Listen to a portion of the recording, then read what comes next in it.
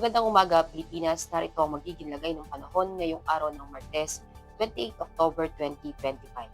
Sa kasalukuyan, meron pa rin po tayong binabantayang low pressure sa loob ng ating Philippine Area of Responsibility na kaninang alas 3 ng umaga ay huling namataan sa layong 275 km east of Pag-asa Island, Kalayaan, Palawan.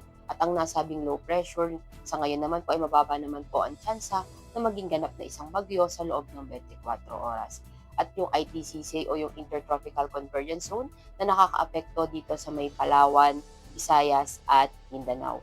At yung Northeast Monsoon naman na nakakaapekto dito sa may extreme northern Luzon at yung shear line na nakakaapekto dito sa may eastern section ng northern Luzon at yung easterlies na nakakaapekto sa ibang nalalabing bahagi ng Luzon.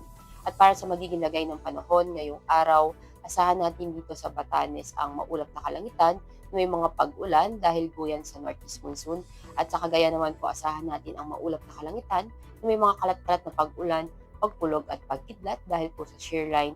At dito po sa Palawan, dahil po sa low pressure, asahan din natin ang maulap na kalangitan, na may mga kalat-kalat na pag-ulan, pagkulog at pagkidlat.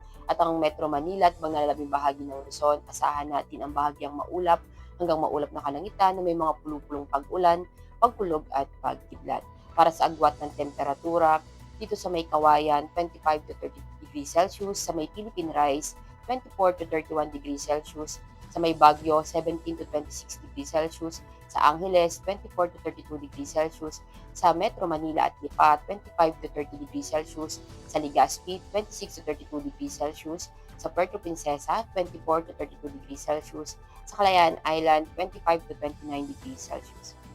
At dito sa Central Visayas, sa Eastern Visayas, Negros Island at Dinagat Island, asahan din natin ang maulap na kalangitan na may mga kalat-kalat na pag-ulan, pagkulog at pagkidlat. At ay ibang nalalabing bahagi naman ng Visayas at Mindanao, asahan natin ang bahagyang maulap hanggang maulap na kalangitan na may mga pulupulong pag-ulan, pagkulog at pagkidlat. Para sa agwat ng temperatura, sa may Iloilo, 26 to 32 degrees Celsius, sa Mactan, 27 to 31 degrees Celsius, sa may Tacloban, 26 to 30 degrees Celsius, sa may Cagayan de Oro, 24 to 31 degrees Celsius, sa Davao at Zamboanga, 24 to 32 degrees Celsius. Para naman sa magiging lagay ng panahon sa mga susunod na araw, dito sa Metro Manila, asahan natin bukas hanggang Biyernes ang bahagyang maulap hanggang maulap na kalangitan na may mga pulupulong pag-ulan, pagkulog at pagkidlat. Gayon na rin dito sa may Cavite, sa may Angeles, sa Lipa, sa Puerto Princesa, sa Kalayaan Island, sa Lapu-Lapu, sa may Davao, at Zamboanga. Ang araw ay sumikat ng 0550 at lulubog mamayang 1729. Para sa ating noon illumination, meron tayong 38% increasing.